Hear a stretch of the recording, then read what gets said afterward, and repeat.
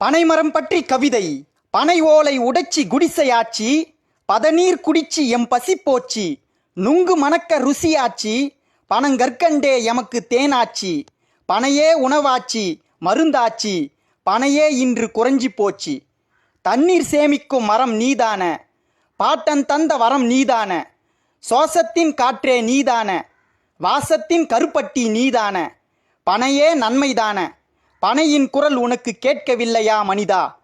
என்னை நீ தூக்கி வீசினால் பனங்கிழங்காவேன், என்னை வளர்த்தால் தலைமுறையை காப்பேன்.